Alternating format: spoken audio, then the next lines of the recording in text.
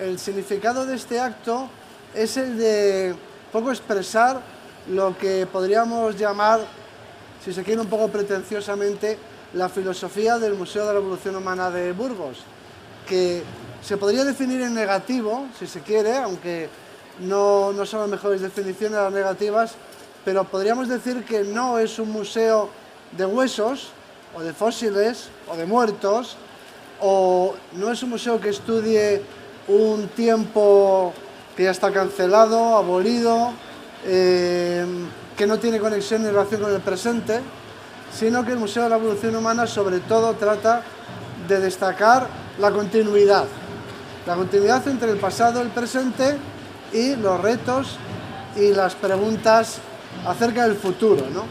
Entonces, en este museo está abierto a exposiciones, no solo sobre temas de prehistoria y actividades, sino también sobre todo aquello que concierne al ser humano, ¿no? Podríamos haber puesto la famosa frase de nada humano me es ajeno, porque esa es esencialmente la idea del Museo de la Evolución Humana. Que por ahí pasen, debatan, reflexionen, discuten y intercambien opiniones con el público, con la ciudadanía, pues todo aquel que quiera plantearse estos problemas que conciernen a nuestra especie. Voy a tener que gritar mucho porque se ven por allí unas músicas muy potentes, pero de todo, supongo que me escucháis, ¿no? Bien, esa es un poco la idea. Aquí en el stand del Museo de la Evolución Humana presentamos algunos descubrimientos científicos de los cuales espero que haya también la oportunidad de hablar. Pero, sobre todo, lo que queremos es dialogar acerca de orígenes, la fascinación de los orígenes, los mitos de los orígenes, estos ritmos ancestrales. Eso era la introducción, es el hilo musical. La presentación, sobre todo esto, la prehistoria de la literatura, y sobre todo sobre ahondar en el fondo de la naturaleza humana, de nuestra mente racional, pero también de nuestra mente mágica, que sigue formando parte que es una parte muy importante de la mente humana y hasta de la inteligencia humana, el componente mágico que cohabita en nuestro cerebro con el componente más analítico o más racional. De esta convivencia entre la mentalidad, si no se quiere utilizar la palabra mente, mágica y la mente racional, sale nuestra grandeza y nuestra miseria, ¿no? Entonces, acerca de esas dos mentes, de esas dos almas del ser humano, es de lo que nos gustaría hablar en esta procesión de Semana Santa, Juaristi y yo. Y le voy a ceder la palabra aquí, como dos castellanos viejos. Ajá. Debatiremos estos temas. Sí, habíamos previsto hablar de la prehistoria y la literatura, para empezar, digamos, como un tema posible. Es decir, una sugerencia de Juan Luis. Bueno, yo creo que la literatura de ficción sobre la prehistoria aparece muy tardíamente, en el siglo XIX, cuando realmente, digamos, la investigación científica de la prehistoria empieza a restar prestigio a los mitos ancestrales de los orígenes. Y los novelistas comienzan a interesarse en dos figuras fundamentalmente, en el paleontólogo, en el investigador, paleontólogo, prehistoriador o lo que sea, y después en la de los hombres de los orígenes, los hombres primitivos. Ya en Julio Verne, digamos, hay algo de esto, en el viaje al centro de la Tierra, etcétera, la búsqueda de mundos perdidos, donde, digamos, aparezcan especies, no se oye nada, especies extinguidas, ahora un poquito más, especies extinguidas hace mucho tiempo, que los personajes de las novelas se encuentran en las profundidades de la Tierra, o bien, digamos, ya las novelas como de autores como Jack London, Los herederos, etcétera, donde habla de historias situadas en la Edad de Piedra o en la prehistoria. De estas novelas, a mí hay una que me divierte muchísimo, es una novela de Jean-Pierre Rosny, de un autor francés, magnífica, donde aparecen unos personajes que son mamuts que viven en las cuevas del Pirineo, y son mamuts inteligentes y que además hablan en euskera, digamos. Eso es... Yo creí que te referías a la de En busca del fuego, la guerra del fuego, la de Rosny, ¿eh? Sí, es esa. Es de Rosny también. No, hay otra. Sí, Rosny hace varias novelas. Hay una que luego se convirtió, uno de los dos, Rosny. Se convirtió en la base del guión de Arnaud de la En busca del fuego. Sí, esa es la guerra del fuego, me parece en francés, y En busca del fuego. ¿Es otra diferente de esta? Es otra diferente. Ajá, sí. Bueno, digamos, como introducción, por tanto, digamos, ha habido desde el siglo XIX en adelante un interés creciente por la prehistoria como tema literario, y fundamentalmente en la prehistoria, por las especies extinguidas, es decir, no les costaba nada a los primeros autores hacer convivir a los cromañones con los dinosaurios, porque realmente esto de la cronología no lo dominaban mucho. Esto, por supuesto, pasa al cómic en los años 40 y 50. En España hay un caso de un cómic interesante que es Hook, el hombre de piedra. No sé si recuerdas, es de nuestra época. Sí, es de nuestra época. Sí. Pero sobre todo, digamos, en autores ya clásicos de la novela de aventuras, como Landon, como Julio Verne, etcétera. Hay una novela española de Ricardo Baroja, ¿la conoces? La tribu del halcón. La tribu del halcón, efectivamente, que además fue Premio Nacional de Literatura. Pues no lo sé, pero es espléndida, les recomiendo que la lean. Una novela de prehistoria española, escrita por el hermano pintor y grabador de Pío Baroja, se llama La tribu del halcón, y es de las pocas novelas prehistóricas que se han hecho en España. Generalmente, además, hay una cosa en las novelas prehistóricas, como en la de Rosny o en Busca del fuego de Arnaud, que es el encuentro entre dos especies humanas diferentes. Esa es la gracia. Como un elemento tópico, digamos, el encuentro del Homo sapiens y los neandertales. Y los neandertales. Esa es la historia esa es una historia que es un filón para la ficción, porque ejerce una fascinación sobre todo el mundo que merece un análisis, una pensada, como se dice ahora. A mí me sucede que vaya a donde vaya a dar una conferencia y hable de lo que hable. Si, por ejemplo, hablo sobre el ADN, supongamos, que no tiene nada que ver, o sobre los ecosistemas africanos, o sobre los australopithecus, los primeros homínidos. La primera pregunta que me dirige el público, siempre la primera, es ¿por qué se extinguieron los neandertales? Es la historia de las historias. Exacto, sí, la cuestión de si tuvimos algo que ver, digamos, nuestra especie como tal en la extinción de los neandertales. ¿No? Ese encuentro entre dos especies, ese espejo en el que nos miramos, eso es una cosa que despierta un interés enorme, ¿no? Bueno, pues tendríamos identificado un primer tema, digamos, dentro de las relaciones entre la literatura de ficción y la prehistoria, digamos, un primer tópico, digamos, el encuentro de las dos especies. Hay otro del que habíamos estado hablando ahora, hace un momento, que es el de la caverna, es decir, la fuerza del tópico del mito de la caverna, de la imagen de la caverna. Como hipótesis, se me ocurre que, digamos, aparte de una cierta memoria ancestral, o sea, no hace tanto tiempo que los... ¿Tú crees en la memoria colectiva? No, creo en las memorias que se van transmitiendo, digamos, oralmente. No creo en la memoria genética. No, pero ¿tú crees que alguien se acuerda de verdad de lo que pasó en las guerras carlistas? Que queda algo. Mi impresión es que nada...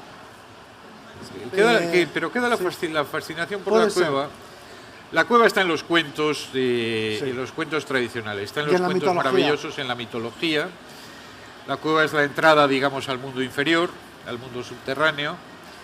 Pero la cueva es también, digamos... Y en las apariciones. Y en las apariciones, las vírgenes aparecen en las cuevas. Las vírgenes aparecen en las cuevas. Después en la cueva acecha el peligro, en la cueva está el oso o está el ogro, digamos, o está el troll, el personaje que, sí, o el dragón, destruye. ¿no? Pero a mí hay una cosa que creo que de alguna forma justifica la fascinación por la cueva, y es la calavera humana. La calavera humana, digamos, el cráneo, que esa es una experiencia que tiene, digamos... Sí. La imagen de toda la muerte, ¿no? Es la imagen de la muerte, pero la calavera es la calavera hueca, la calavera, digamos, con distintas entradas. La calavera es una pequeña caverna, digamos, en sí misma. Entonces hay una autorrepresentación muy arcaica del propio cuerpo humano, de la cabeza humana como una caverna. La idea platónica de la caverna que recibe la luz que viene de fuera y en cuyo fondo se reflejan las sombras de los seres que pasan por delante de la entrada de la gruta, están ya una serie de rasgos que pueden también advertirse en la propia cabeza humana, digamos. Es entonces una relación entre, ¿no? Es una evocación, ¿no? de la caverna en la calavera o al revés, ¿no? Sí. Bueno, son efectivamente, podría haber una ecuación perfecta con un paso y una cosa a otra directamente. Han relacionado Por cierto, en Peter Pan, la cueva de los piratas es la cueva de la calavera. O sea, no sé si recuerdas, en la película de Walt Disney, la cueva tiene una forma de calavera. O sea, de alguna forma, digamos... Sí, la mente está dentro de una caverna. De una caverna. Luego también algunos han relacionado las cuevas con algo así como con el útero o la matriz, como una vuelta a la vida, porque son muy, claro, acogedoras, ¿no? Sobre todo en invierno. Se tiene una sensación de tibieza o de confort, al principio al menos, si se viene del frío exterior, que puede recordar un poco la vida fetal, no sé, ya por ponernos... No, sí, pero en realidad eso es... sucede así con toda vivienda humana. Hay un libro de Joseph Ricbert, de un famoso teórico de la arquitectura, que se llama La casa de Adán en el paraíso. Entonces, él se plantea, digamos, cómo reconstruir los grandes rasgos de lo que sería una primera vivienda arquetípica humana, y siempre está relacionada, por supuesto, con el útero, está relacionada con el útero social, digamos, porque tú de esto lo sabes todo, de la evolución. En fin, digamos, hay algo en la especie humana muy curiosa, que es que en un momento dado rompe con una línea evolutiva normal. Y por tanto, digamos, claro, el hombre nace todavía como feto, un feto que tiene que acabar su desarrollo en un útero social, ¿no? Es decir, el útero social es la cultura, ¿no? de alguna forma, y por supuesto la vivienda es una de las cosas. ¿Es tuya esa... la expresión útero social? Yo creo que a estas alturas se le ha tenido que ocurrir a mucha gente, pero porque vamos, me gusta, está bien. Es una prolongación, diríamos. ¿No? Es verdad, es así. Es decir, el ser humano acaba su desarrollo dentro de ese útero social. Una pregunta, porque yo no conozco la respuesta, quiero decir. Por lo menos en el País Vasco hay una asociación muy clara entre determinadas manifestaciones de divinidades o de genios o de espíritus o lo que sea, y las cuevas, o monstruos o seres. En todo caso, lo sobrenatural está ligado a las cavernas de alguna forma. En el resto de España no lo sé, pero por ejemplo hace poco tiempo el año pasado estuvimos buscando fósiles, lógicamente, lo que hago yo, o excavando en una cueva que es una siema que se llama Serpentaco, esa está en Navarra. O sea, la asociación, utilizan la palabra castellana, pero hay otras que están asociadas con la palabra vasca, referida a serpiente. O sea, están asociadas a serpientes, están asociadas a Mari, por supuesto, la Madre Moto. Sí, el genio ese, o esa manifestación, y es muy común, ¿no? en la toponimia, esta asociación. Luego en el resto de España, yo en Castilla, las cuevas que conozco, al menos no tienen ninguna, no las veo asociadas a ningún ninguna manifestación Numénica, sí. sin ningún numen, efectivamente. Yo creo que sí. Salvo hay una, que me equivoque. sí, Salvo que me equivoque. Vamos a ver. La cueva en el folclore, relacionado con los seres de tipo sobrenatural, numénico, etcétera, se asocia fundamentalmente con la serpiente, serpentaco, porque la serpiente primordial, dentro de la tradición cristiana, que es a través de la que ha llegado, digamos, al folclore, es la Serpens Anticus, el Serpens Anticus, Draco Anticus, Serpens Antiqua, la serpiente cuyus nomen est Diabolus Satana, que aparece así en el Apocalipsis. La serpiente antigua cuyo nombre es el diablo Satanás, que vive en el centro de la tierra porque es donde ha sido encadenado, digamos, y que sale en un momento dado otra vez a devastar el mundo. Entonces sale del centro de la tierra, emerge de una cueva. Y luego está la cuestión de Mari, que es más complicada. En toda España, las cuevas en Castilla, en Andalucía, en Extremadura, etcétera, se relacionan con el mito de la Mora, la cueva de la Mora, la cueva de la Mora. La Mora es, decir, ¿qué quiere decir moro en español? No quiere decir musulmán, quiere decir todo lo que no es cristiano, todo lo que es pagano es moro, ¿no? Es decir, en el campo castellano, las abuelas hasta hace poco tiempo, cuando el niño todavía no estaba bautizado, decían es morito todavía, ¿no? Es decir, y moro era todo lo que venía de fuera. Entonces, la mora, digamos, es algo extraño al sistema doméstico cristiano, por tanto, es una imagen de un ser sobrenatural y probablemente maligno. Hay una canción de cuna de García Lorca que la hace sobre una canción que él oyó en Fumaqueros, que era que no venga la mora con dientes verdes, toda la noche mi niño ligero duerme. Pero, la mora es algo así como el coco, es una imagen de la muerte, etc. Se le relaciona con la serpiente, digamos, a través de un mito más antiguo todavía, no cristiano, que es el mito de Melusina, del hada Melusina o Melusina de Lusignan. ¿Qué es Melusina? Melusina es un nombre que proviene de Francia, de la casa de los Lusignan, etc. Y es simplemente la Mère Lucine, la madre Lucina, es decir, la madre Diana. Es una imagen de Diana, es un mito relacionado con la diosa Diana, que es una diosa nutricia de la tercera función indoeuropea, etc. Y es una mujer serpiente, una mujer que tiene la mitad de su cuerpo es serpiente, la mitad es humana. Se casa con un mortal al que le prohíbe que la vea bañarse los sábados, y cuando rompe ese mortal el tabú, ella sale volando en forma de dragón, digamos, por la ventana, en el caso de los Lusignan. En el País Vasco, la dama de Amboto es la dama de pie de cabra, es decir, que lo que prohíbe, digamos, a su marido, que es uno de los señores de Vizcaya, es que se santigue en su presencia. Cuando lo hace, digamos, ella sale también volando por está el culebro, incluso como progenitor. ¿Por qué se llama Mari? Esto es a mí lo que más me... Sí. Bueno, se llama Mari, mi hipótesis, por lo menos, no por la Virgen María, no por un cruce con la figura cristiana de la Virgen, sino con la figura de María de Padilla, del amante de Pedro el Cruel, de Pedro el Justiciero, que es la que instiga el asesinato de los hermanos de Pedro III, fundamentalmente el de Fadrique de Trastamara.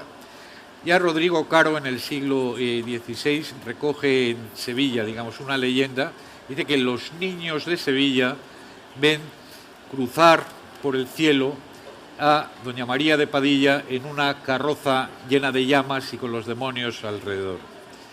Y el romance tradicional de la muerte o del asesinato de Fadrique de Trastamara, de la muerte del maestre de Santiago por Pedro I, los versos finales dicen: doña María de Padilla por los aires va volando, por los pecados que ha hecho no la quieren Dios ni el diablo. O sea, es decir, entonces, está muy bien. Esta María de Padilla tiene su trasunto en el País Vasco, yo creo, en la dama de... Te quería plantear una cuestión que hemos comentado antes, y es esa conclusión a la que yo llego, ¿no?, como producto de las investigaciones, de la coexistencia, lo he mencionado al principio, en nuestro cerebro de una mente que es irracional y que podríamos llamar mágica y que convive con una mente racional. Si solo hubiera mente racional seríamos máquinas como ordenadores y haríamos análisis de costes-beneficios y actuaríamos en función de eso. Pero luego tenemos una mente que es absolutamente irracional y que comete y que hace actos absurdos, a veces de sacrificio personal y gran altruismo, que están fuera de todo cálculo, por decirlo de alguna forma, y otras veces atroces. Me ha llamado siempre la atención de que cuando se describe en los medios de comunicación o un político, por ejemplo, se refiere a un atentado terrorista o a un crimen monstruoso, pero de carácter político, se suele decir que es bestial, brutal o inhumano, cuando en realidad los animales no pueden ser fanáticos. De manera que el fanatismo es exclusivamente humano. Es los crímenes, las atrocidades que se llevan a cabo por fanatismo son la quintesencia de lo humano, o al menos de la mente mágica, de la parte de la mente mágica del ser humano. A donde quería ir a parar es, incluso en estos tiempos más o menos descreídos en los que vivimos, reaparecen unos seres mágicos, o al menos sobrenaturales, o que se parecen a los héroes, a los semidioses griegos. No sé si llegan a ser dioses, pero al menos semidioses, que son los superhéroes. Es decir, un historiador o un viajero del espacio que aterrizase en nuestra época y fuera al cine, no llegaría a la conclusión de que la sociedad occidental en el año 2013 creía en unos seres que llamaba Batman y Superman, dotados de poderes pues prácticamente sobrenaturales, porque la gente acude a ver esos espectáculos cinematográficos con la mayor de las seriedades. En una película de Batman no se ríe nadie, la gente está más seria que en misa.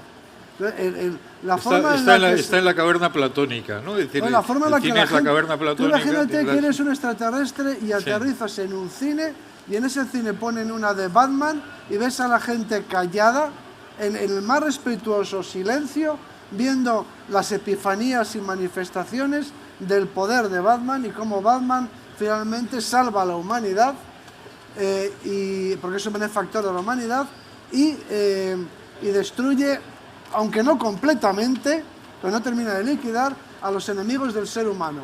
¿No llegarías a la conclusión de que esa sociedad adora al dios Batman? Sí, podría encontrarse, digamos, efectivamente con un panteón de dioses, diosecillos, semidioses dotados de poderes sobrenaturales a los que se rinde culto, digamos, en los cines, y que tienen también su literatura sagrada, digamos, sus cómics, etc. Lo curioso es que este panteón incorpora restos de las antiguas mitologías periclitadas. Es decir, está claro que en Batman detrás está la figura diabólica del demonio con alas de murciélago, que aparece en toda la iconografía medieval, y que es de origen asiático. El aspecto de Batman es un poco terrorífico. Sí, porque es muy curioso. Pero es bueno, sin embargo. Sí. A mí, estando en la Biblioteca Nacional, el director de la Biblioteca Nacional iraní, musulmán, vino a hacer una visita a la biblioteca. Entonces le enseñamos la sección de grabados, que en la Biblioteca Nacional es muy rica, y le enseñamos, digamos, un grabado de Satán, ¿no? Un grabado de Satán del siglo XVII-XVIII, un agua fuerte con un Satán horrible, con alas de murciélago, etcétera. Y me dijo, ¿quién es este? Y le dije, pues, Satán. Entonces me dijo, pero Satán es un ángel bellísimo, no tiene nada que ver con esto. Y efectivamente, digamos, en la tradición plástica persa, lo que se ha mantenido es esta figura, digamos, del Satán, ángel de la luz. O sea, el Satán, que es obviamente, digamos, un ángel maligno, pero bellísimo. Bien, el Satán que aparece, digamos, en las imágenes medievales, con alas de murciélago, pinta de murciélago, viene de unos dioses menores de la India, digamos, a través de la iconografía asiática que llega a Europa en la Edad Media. De ahí sale Batman. Batman, digamos, que es un héroe positivo, digamos, en el sentido de que trabaja por la justicia, pero que siempre aparece como héroe oscuro o héroe malvado en las películas. Digamos, es un falso malhechor que al final acaba manifestándose como, digamos, una especie de diosecillo benéfico, pero vive oculto, vive en las profundidades de su cueva, rodeado de murciélagos y rodeado de artefactos que parecen murciélagos. Sí, es un poco oscuro. Y después, obviamente, digamos, ya hay Superman es más, digamos, la imagen crística. Y tú tenías ahí una teoría muy curiosa. Superman, el nombre de Superman es Joel, hijo de Kal-El, tanto en el nombre del padre de Superman como en él mismo. Es el padre que envía a su hijo a la Tierra. Es decir, para ponerlo a salvo de la destrucción de su mundo, de Krypton, pero de todas formas, digamos, es el padre o la pareja divina de Kal-El y su esposo los que mandan a Superman a la Tierra, como el padre envía al hijo, digamos, a redimir el mundo. Y lleva una vida oculta, por otra parte, digamos, durante su infancia y su niñez vive con los señores Kent, sí, que no son sus padres, sino sus padres putativos. A la vida en Nazaret, ¿no? Con la vida de Nazaret, efectivamente. Sí. Antes de su manifestación ya en Metrópolis, en la ciudad, que es como Jerusalén. Se queda un paralelo ahí con el cristianismo. Sí, sí.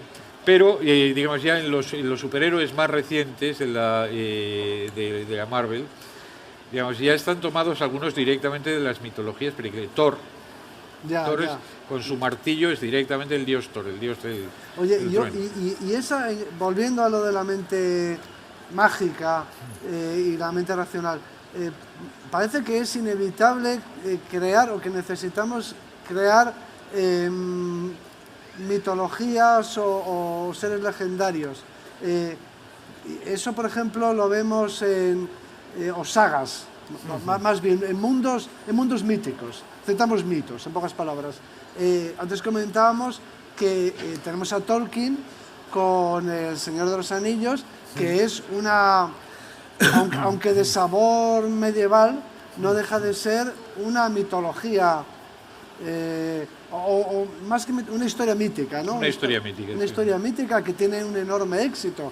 Y comentábamos Juego de Tronos, que yo sigo, porque es una historia clásica, casi homérica, de señores de la guerra que luchan entre sí, mujeres manipuladoras, exactamente igual que la Ilíada. Tiene mucho que ver con Tolkien, de todas formas, Juego de Tronos, en la distribución de los espacios. Son reinos distintos. Pero estamos creando entonces una historia mítica. Ahora que la historia se ha vuelto tan científica, la verdadera historia, y ya decimos que Don Pelayo pues seguramente no existió, y sí, cosas, o no derrotó a los moros en Covadonga. O sea, ahora que hemos desmitificado al Cid, nos inventamos unos seres míticos que eso sí que han hecho de todo y nadie cuestiona, ¿no?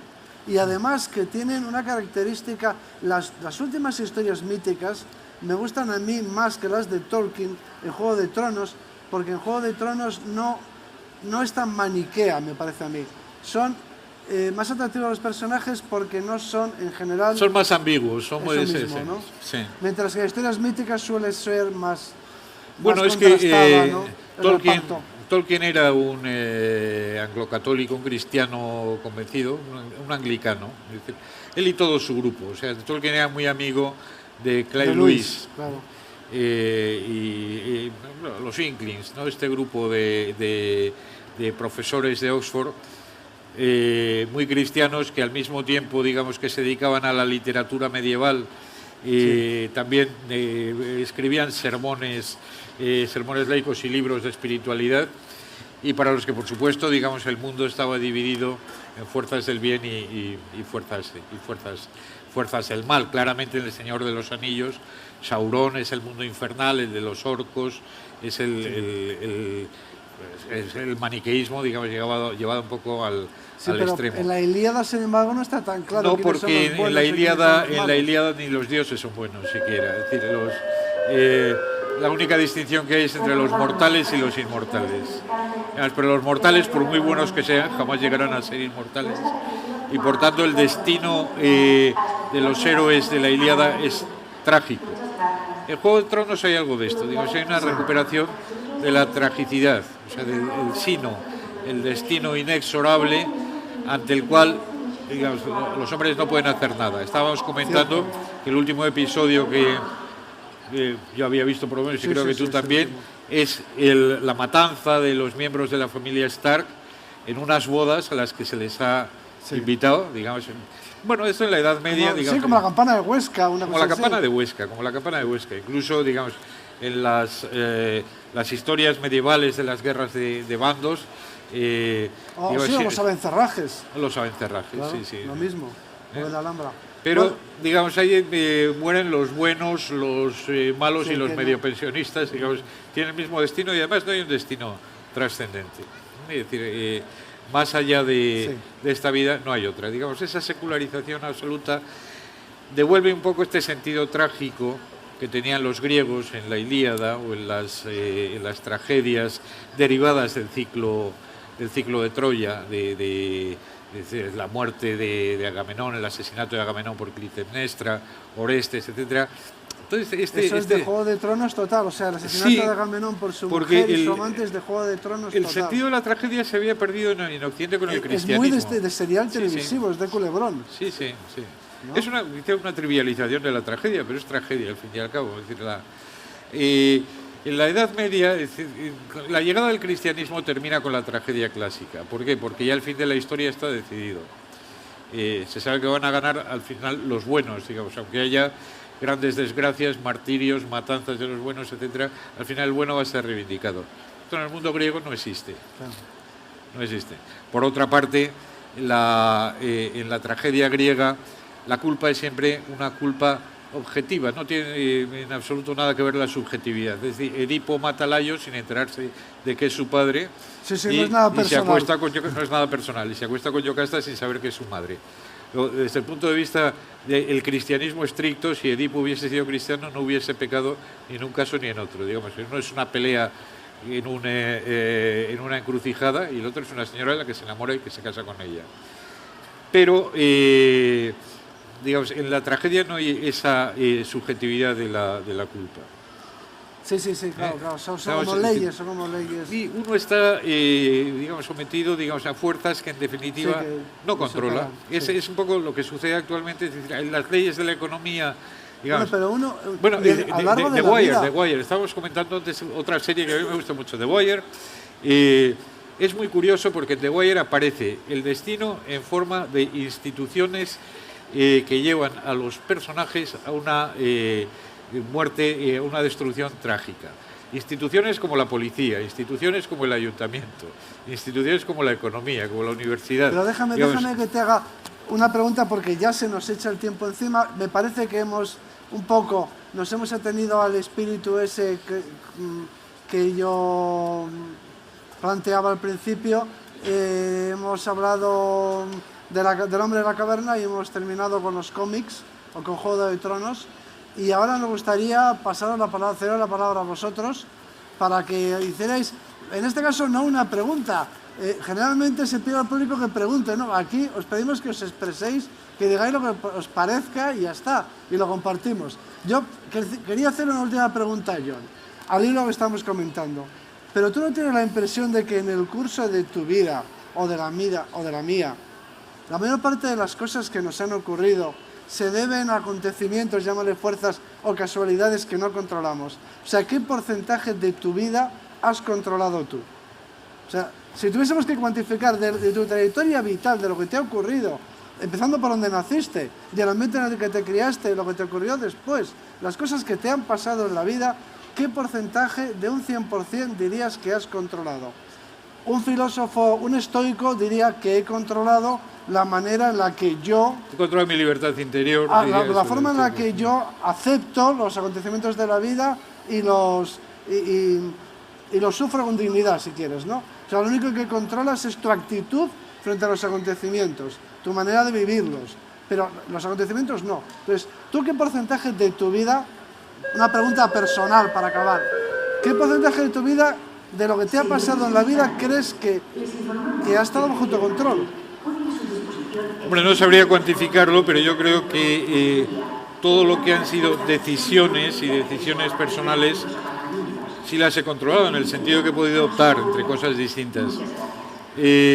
Lo que no controlas, obviamente, son las consecuencias de esas decisiones. Los antiguos creían, los antiguos precristianos, diríamos, que no creían en la providencia, por tanto. Los estoicos empiezan a introducir algo parecido a la providencia, pero decían que todo en el mundo es el resultado de dos fuerzas distintas.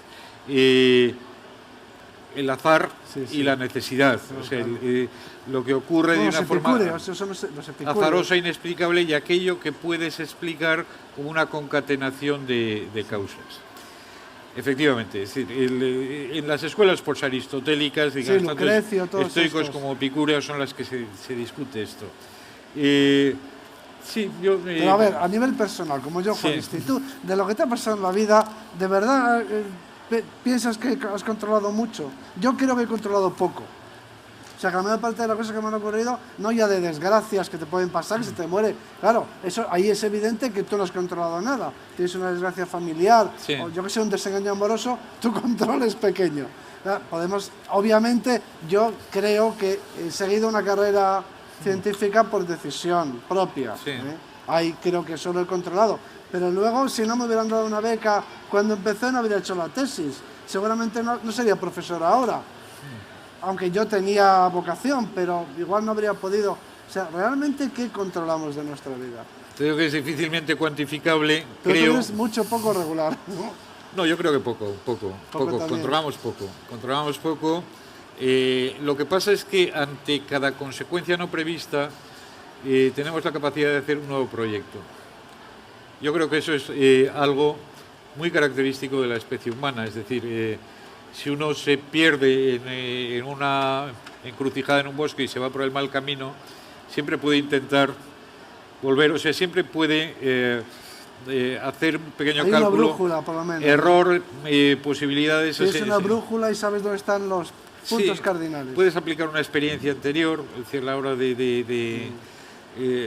yo creo que eso tiene que tener también, digamos, una gran importancia en la evolución, lo que podríamos llamar un cálculo no racional, pero por lo menos razonable, digamos, un cálculo de posibilidades.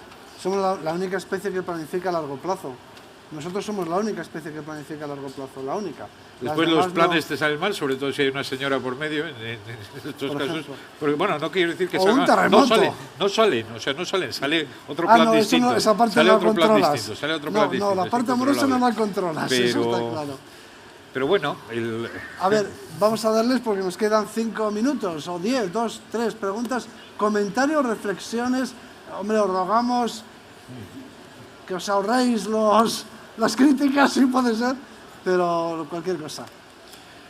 Gracias, intentaré ser breve. Un comentario breve y una pregunta final. Lo de el hombre cavernario y el mito de la caverna, yo creo que está repartido no por toda España, sino por todo el mundo. Lo que pasa es que, como buen vasco, hablamos de los vascos.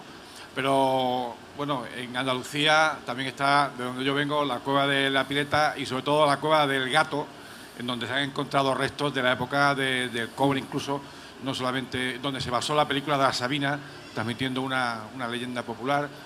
El primer resto neandertal apareció en otra cueva en Gibraltar y en algunas zonas de Extremadura a las moras se le llama la mora encantada. La mora encantada. La mora encantada, ¿no? Entonces esto está repartido por todo el mundo. Aparte, cuando yo he visitado recientemente Zugarramurdi, se me ha caído toda la ilusión. Aquello me parecía que era una cosa de brujería. Era otra cosa mucho más simple y mucho más normalita. Mucho más normal y más inconfesable. Y entonces ya, dirigiéndome a la pregunta que le quiero hacer al profesor Arzuaga, recordando que primero Platón hablaba del mito de la caverna, aunque él no es un partidario y le ha preguntado a Juanisti que si cree en la memoria colectiva. Pero Platón intentaba unir el aspecto mitológico y el mundo de las ideas con la racionalización. Y luego una segunda cosa es que en montones de cuevas donde hay pinturas rupestres de muchas épocas, paleolíticas, neolíticas, casi de época romana, se repiten. Entonces esto me lleva, y luego la piedra Excalibur. La pregunta es, ¿el hombre cavernario estaba a su vez fascinado por los hombres cavernarios que vivieron antes que el hombre cavernario de hace 300.000, 400.000. ¿Esa fascinación ya existía en la caverna? Bueno, en primer lugar, el mito ese del hombre cavernario no puede ser universal porque solamente hay cuevas en aquellos terrenos que son calizos. O sea, en la mayor parte de la península ibérica directamente es que no existen las cuevas, porque el sustrato no es calizo. En sustratos como los que tenemos aquí, de metamórficos, cristalinos, de rocas cristalinas, directamente no hay cuevas. Prácticamente en toda África no hay una sola cueva. Las únicas cuevas que hay es en una región de Sudáfrica. O sea, todo el continente africano, bueno, subsahariano, entero, es un continente sin cuevas. O sea, la mayor parte de nuestra evolución se ha desarrollado en un mundo en el que no había cuevas porque no había rocas carbonóticas, no había rocas calizas. O sea, pero es cierto que donde sí las hay, en Extremadura no hay cuevas, por lo tanto no creo que haya númenes o seres asociados a ellas, porque directamente hay algunas, estoy generalizando, pero pocos terrenos calizos. Toda la cornisa cantábrica es caliza, bueno, Galicia no es caliza, apenas hay cuevas, por lo tanto no esperaría ver mitos asociados a cuevas, porque no hay cuevas, pero Asturias, Cantabria, País Vasco, Navarra, Castilla la Vieja, por supuesto, Aragón, toda la España caliza tiene cuevas. Entonces ahí sí que se pueden dar esas asociaciones. Es un elemento muy reconocible del paisaje, desde luego es misterioso, es sugerente como mínimo, es misterioso, es oscuro, conduce a las profundidades de la tierra, es el contexto perfecto para la imaginación, ¿no? O sea, no se me ocurre un ambiente mejor en el que crear mundos irreales, surreales. Porque además en el caso de las cuevas de las regiones calizas, son cuevas muy complicadas internamente, es decir, son cuevas laberínticas, es decir, algo que está asociado con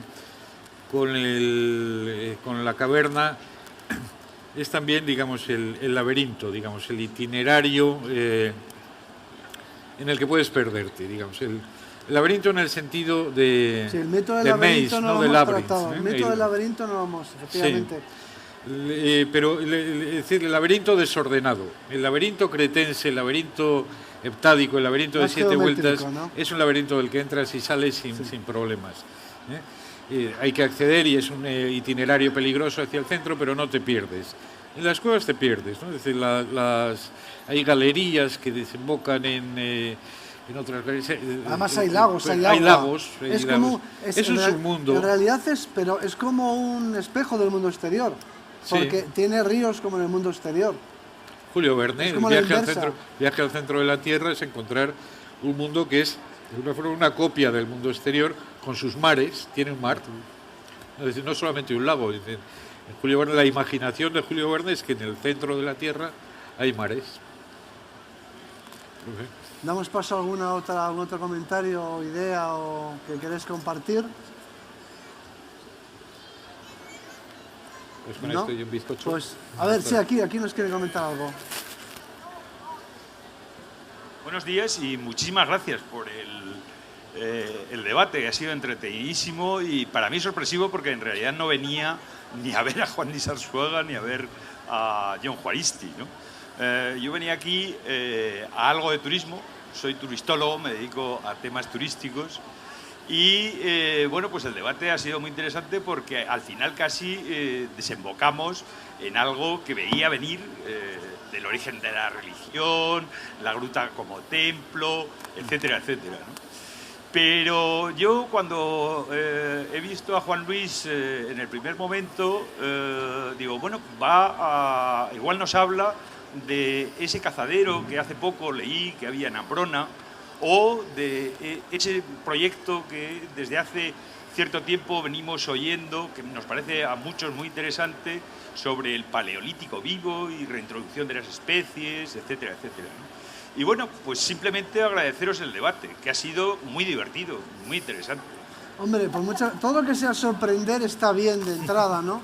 Pero claro, en el stand de Castilla y León ahí tenemos los huesos, el ADN, todo lo que un poco conforma la imagen que se tiene de la prehistoria del museo. La prehistoria efectivamente es eso, pero no es una cápsula del tiempo, eso es lo que intentamos explicar. La prehistoria no es una cosa que está cerrada, como una burbuja en el tiempo, sin conexión con el presente. O sea, la idea básica es la de continuidad. Nosotros tenemos una historia, y esa historia es una cadena continua, y no se entiende el presente sin el pasado, y no se puede no plantear el futuro tampoco. Entonces, la expresión de eso es el tipo de debates y de actividades que estamos programando para el Museo de la Evolución Humana, donde bueno, pues queremos que se produzca eso que llaman los pedantes el espectáculo de la cultura, ¿no? Bueno, el espectáculo de inteligencia. O sea, que el museo no solamente sea un lugar, un museo en el que se visitan unas exposiciones temporales o permanentes, sino que sea un centro de discusión, de debate, un centro de cultura o de humanidades o de humanismo, ¿no? Humanismo científico, como se le quiera llamar. Y si hemos conseguido sorprender hablando de cómics, en lugar de hablar de huesos, que por otro lado están en el stand explicados, pues yo creo que hemos conseguido nuestro... Por lo menos hemos pasado el rato, que es de lo que se trataba, ¿no? Definitivamente. Pues nada más, solamente falta invitaros a todos a que acudáis al Museo de la Evolución Humana de Burgos, no os decepcionará, aparte que vayáis más de una vez si podéis, porque hacemos muchas actividades para adultos, para niños y más que haremos, y tenemos una programación de exposiciones temporales muy interesante que conviene ir siguiendo para no perderse las próximas, que van a estar, parece, por lo menos los que las programamos pensamos que van a ser muy interesantes, y actividades en relación con Atapuerca en el campo, en los yacimientos que se deben visitar, espléndida gastronomía en una feria de turismo, no se puede pasar por alto, otros proyectos que hay muy interesantes de recreación del mundo de la prehistoria también en los ecosistemas, con las faunas prehistóricas y en los ambientes originales, y muchas más actividades que planeamos. Así que no dejéis de pasaros, y los que no habéis estado, como decíamos en una campaña que hicimos, me parece a mí que es vuestra experiencia pendiente, ¿no? Y creo que no os decepcionará. Y yo por mi parte agradecerle a John que se haya gracias.